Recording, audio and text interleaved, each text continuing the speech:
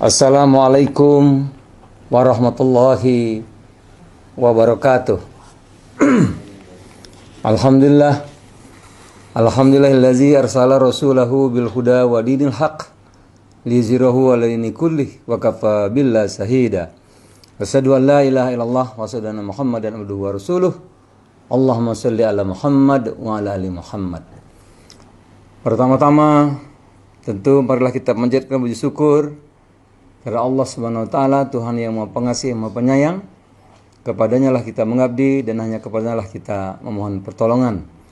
Konsekuensi logis dari pertarungan ekonomi politik global antara Amerika Serikat dan Tiongkok, dua kekuatan terbesar dunia saat ini. Selain perang dagang dan eskalasi potensi konflik militer seperti terjadi di Laut Cina Selatan, adalah kembali menguatnya sentimen serta tarik-menarik antara ideologi politik liberal melawan komunis, semacam tanding ulang setelah sebelumnya berakhir di era Perang Dingin antara Amerika Serikat dan Uni Soviet di awal tahun 90-an. Kini tentu dengan bentuk dan kompleksitas yang lebih rumit. Dua ideologi besar dunia yang berhadapan, saya kira tidak lagi mengandaikan benturan antara peradaban sebagaimana ditulis Samuel Huntington. Yang terjadi justru terombang-ambingnya pendulum ideologi negara-negara di tengah tarung bebas antara dua raksasa global AS dan Tiongkok tadi. Keduanya berebut pengaruh dengan berbagai strategi. Tiongkok memilih strategi ekonomi dan perdagangan, kerjasama dan investasi besar-besaran digelontorkan kepada negara-negara berkembang agar kebijakan politik domestik dan luar negerinya bisa dipengaruhi. Salah satu tali kekangnya adalah utang. Amerika juga melakukan hal yang sama. Proyek liberalisasi terus dikerjakan melalui instrumen dan struktur ekonomi politik global seperti IMF, World Bank, dan lainnya.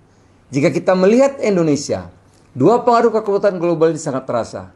Skema utang luar negeri dan investasi Tiongkok, termasuk potensi dana besar yang akan masuk melalui Sovereign Wealth Fund atau SWF yang bernilai miliaran dolar. Jika tidak dikelola dan diantisipasi dengan baik, konsekuensinya, saudara-saudara, bisa mengancam keajegan ideologi kita dalam berbangsa bernegara. Gelombang pekerja asing akibat syarat mengalir investasi seperti yang pernah terjadi di waktu-waktu belakang ini bisa mengancam kedaulatan kita dalam berbangsa bernegara. Potensi ketidakadilan dan keberpihakan kepada rakyat Indonesia menjadi ancaman yang serius untuk kita sikapi bersama. Di sisi lain, lobby-lobby kelompok kanan untuk melakukan liberalisasi ekonomi dan politik juga sangat terasa. Pemberlakuan Omnibus Law, undang-undang penanaman modal asing, skema ekonomi nasional yang terlalu pro pada investasi asing, serta utang luar negeri juga terus mengancam kita dengan mendorong perubahan kultur sosial politik kita yang juga sangat liberal. Termasuk cara kita dalam menyegarkan demokrasi yang kian meninggalkan semangat musyawarah mufakat sebagaimana diamanatkan sila keempat dalam Pancasila. Pilkada 2017, 2018, Pileg dan Pilpres 2019, serta Pilkada serentak 2020 yang telah lalu menunjukkan kepada kita karakter demokrasi yang culas dan hanya berpikir menang-menangan. Politik elektoral berubah sedemikian rupa menjadi semata ajang untuk memperebutkan kekuasaan belaka, berebut lobby dan pengaruh dengan agenda yang berbeda. Tidak peduli masyarakat terpolarisasi secara hebat. Bahkan muncul benih-benih permusuhan dan kebencian yang ongkos sosial budaya sangat tinggi.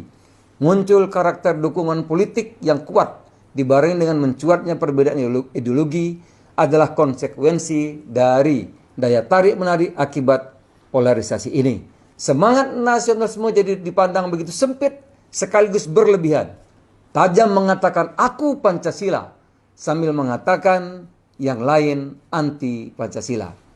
Di sisi lain, politisasi agama juga dilakukan secara brutal, menghasilkan Islamisme yang sempit dan simbolik belaka, memungkinkan masuknya paham-paham ekstrim dan radikal, bahkan yang mengandaikan format negara agama dengan penerapan syariat Islam sebagai hukum formal. Begitu sedih kita melihat apa yang terjadi di tanah air tercinta saat ini. Polarisasi politik yang menimbulkan permusuhan bahkan kebencian cebong TS Kampret, buzzer PS Kadrun bisa terus tereskalasi menjadi pikiran As versus Dem. Kami melawan mereka yang sangat membahayakan keutuhan kita berbangsa dan bernegara. Pesta demokrasi yang mahal sekali ongkosnya bagi parpol maupun peserta pemilu menghasilkan pola-pola yang sifatnya transaksional, merugikan dan membodohkan masyarakat. Sementara tensi politiknya tidak dikelola dengan baik, penyelenggaraan pemilu yang agak amburadul mengakibatkan jatuhnya ribuan korban anggota KPPS yang meninggal dunia. Ya, persaudaraan kebangsaan yang terganggu.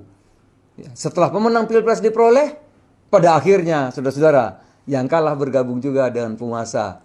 Capres dan cawapres penantang, keduanya kini menjadi menteri juga, bergabung dengan presiden yang terpilih. Tidak ada berkuasa dan tidak berkuasa, semua menjadi satu. Sementara konsekuensi terbelahnya masyarakat menjadi kubu-kubu terlanjur terjadi.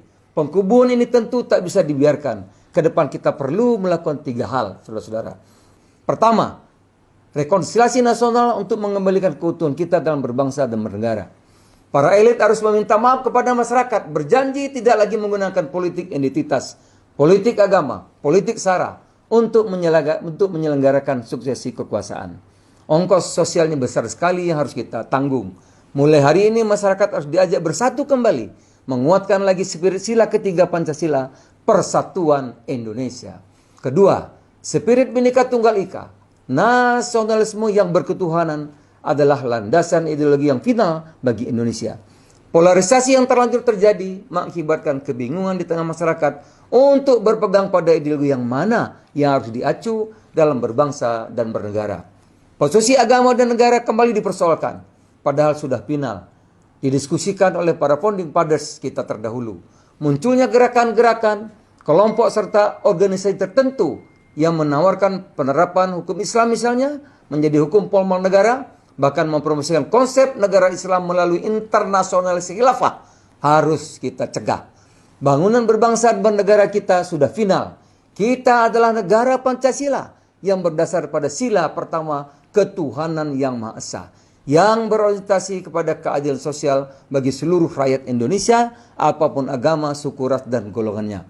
Karena nilai-nilai humanisme universal dijunjung tinggi dalam bingkai sila kedua, kemanusiaan yang adil dan beradab.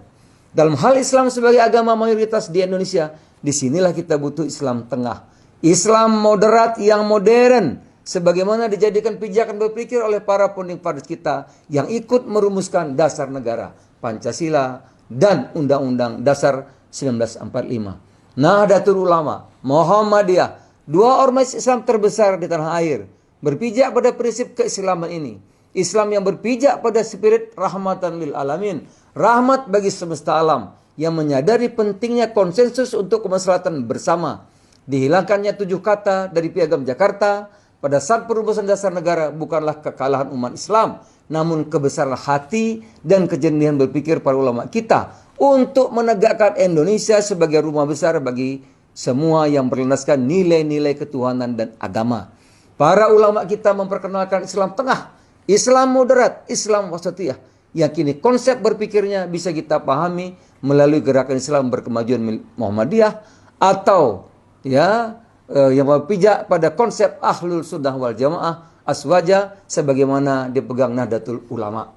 Islam tengah ini yang berpijak pada ajaran Al-Quran agar kita menjadi umat terbaik, khairul ummah, pada saat yang sama bisa menjadi tawaran Indonesia untuk persoalan dunia.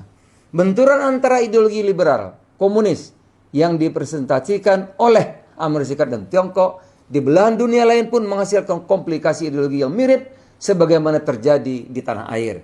Konflik Timur Tengah yang ditandai dengan menguatnya radikalisme dan ekstremisme Islam, kebangkitan white supremacy di benua Eropa dan Amerika Serikat yang melahirkan Islamophobia, membutuhkan tawaran baru yang bisa menengahi semua konflik itu. Islam tengah khas Indonesia bisa menjadi jalan keluarnya. Ketiga, yang terakhir sekaligus terpenting, saya kira kita perlu memikirkan ulang, saudara-saudara. Format penyelenggaraan pesta demokrasi dan politik elektoral kita perlu dipikirkan format baru yang lebih sesuai dengan prinsip sila keempat Pancasila. Kerakyatan yang dipimpin oleh hikmah kebijaksanaan dalam permusyawaratan perwakilan. Konsep kita sejatinya adalah perwakilan melalui musyawarah mufakat itu yang penuh hikmat dan kebijaksanaan, bukan demokrasi bebas yang hanya berpikir kompetisi menang-menang belaka. Saudara-saudara, demokrasi akan menghasilkan keadilan kesetaraan dengan satu kunci, yaitu value, nilai-nilai. Tanpa nilai-nilai, demokrasi hanyalah transaksional belaka yang melahirkan ketimpangan kesenjangan antara kaya dan miskin, antara pusat dan daerah, yang melahirkan ongkos sosial yang tinggi, rusaknya persaudaraan kebangsaan kita. Sedih melihat apa yang terjadi saat ini di Indonesia pasca pemilu presiden dan pileg 2019 lalu. Di daerah dengan karakter pemilih Islam yang kuat, partai nasionalis kalah telak. Sebaliknya di daerah dengan karakter pemilih Islam yang kuat, partai-partai bercorak Islam kalah telak. Ini tidak bisa dibiarkan. Ini jelas membahayakan untuk jangka waktu yang lebih panjang. Akhirnya saya ingin menutup pidato ini dengan dua ajakan. Pertama, penting untuk kita meneguhkan kembali ideologi berbangsa bernegara, termasuk menyelaraskan ulang cara kita berislam saat ini di tengah pendulum ideologi dunia yang menarik kita ke kiri dan ke kanan. Kita perlu tetap teguh berada di tengah. Indonesia adalah negara berdaulat dengan prinsip politik luar negeri yang bebas aktif. Bebas artinya tidak berpihak pada pertarungan ideologi-ideologi global yang saat ini ada. Aktif artinya proaktif menyuarakan keberpihakan kepada kemanusiaan dan keadilan yang beradab. Dan sebagai negara berpenduduk mayoritas muslim terbesar di dunia, Islam Indonesia adalah Islam wasatiyah, Islam tengah, Islam yang bercorak kebudayaan dan berorientasi pada kemajuan peradaban. Kedua, saya ingin mengajak seluruh elemen bangsa untuk kembali memikirkan format terbaik apa yang bisa kita pakai untuk menyelenggarakan politik domestik, terutama dalam hal politik elektoral. Apa sebenarnya terjemahan dari konsep musyawarah mufakat itu? Apa yang dimasukkan oleh para pendiri bangsa ini dengan hikmah kebijaksanaan dalam permusyawaratan perwakilan? Saudara-saudara, kita sudah beberapa kali melaksanakan pilpres, menang-menang sangat liberal. Sudah kita.